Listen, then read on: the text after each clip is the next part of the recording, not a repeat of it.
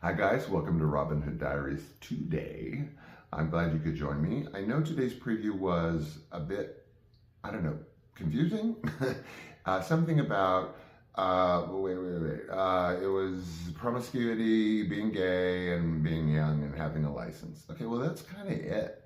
Tonight's show is not going to be heavy. Well, no, a little heavy, a little complicated, but not a downer, unless you consider what I'm going to talk to you about a downer. And then can't help it.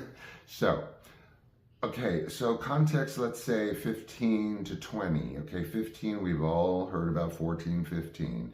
16 is where we're going to land with the beginning of this, because 16 is when Sean officially got his license. Now, I had been learning to drive a little bit with my good friend, grinding her car into the ground. And here I am now 16, I have a license, and here we go. So beforehand, all those, evil years, 14 sliding into 15, I was wild. I was appropriating cars, and I was with a shit ton of friends during all this nasty business of 14-ish. But I was always with people. My time was always accounted for. I was with people doing things, definitely. So this was spare time, recreation time, friend time, but I had guardians at the gate. Plus, I couldn't drive.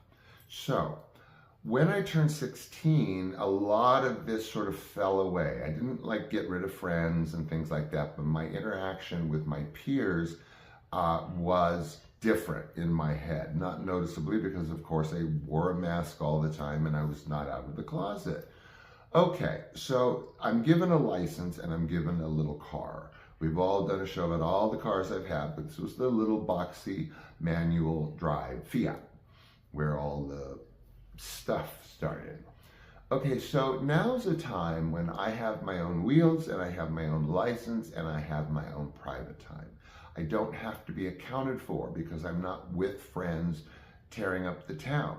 I'm not with mom, I'm not with dad, etc.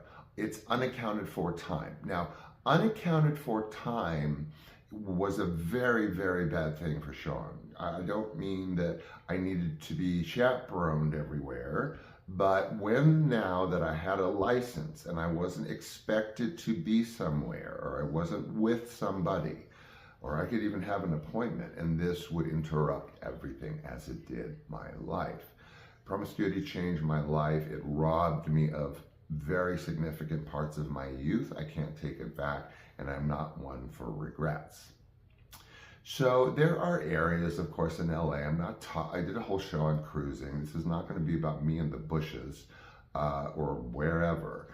These were areas, not like alleyways. These were areas in West Hollywood. West Hollywood is a very concentrated area, and it's predominantly gay men, at least at the time, before it became like $1 billion, real estate.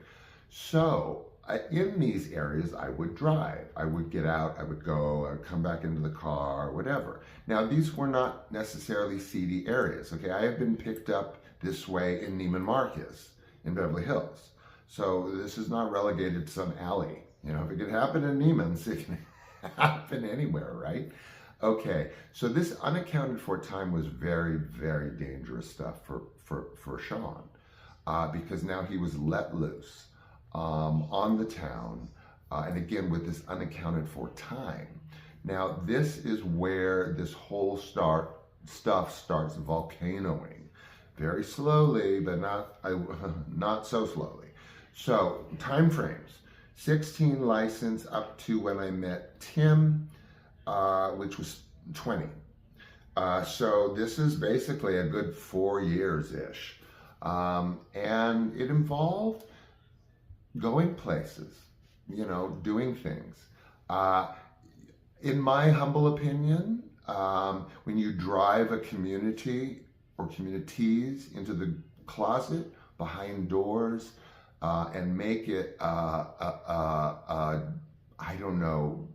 horrifying notion, because this, again, people, please remember this is during the AIDS, the beginning of the AIDS nightmares. So all this closeted stuff and all this cruising alone and whatever, you have to remember that this was in the context of AIDS. So, when you drive a community into the ground, forget AIDS, well, let's not forget AIDS, and into the closet and into clandestine areas to hide, not to be able to have boyfriends and things like that. Y'all are, able to have now, or at least it is acceptable by most. This was not acceptable. Okay, I would go to, I don't know, there was a store in West Hollywood called Drake's, Hollywood, whatever. And, I would go there. It wasn't like an arcade. They would have like a shop, like, I don't know, videos and whatever, gifts. And then there was a little area where like the naughty books were. Well, it wasn't a fucking arcade. It was like you go over from the store over to the naughty book area. And then, yes, there is cruising. But traditional cruising is something I'm going to talk about. Well, I already talked about it in a show. So this is different. Okay. I made it with the security guard at the store, believe it or not. And again, a lot of what I'm talking about is statutory problems for these people. I don't, there's one producer that shall go unnameless, or nameless. But aside from that, it was just these random things that I was hunting down, okay? I had really only known, like, sex.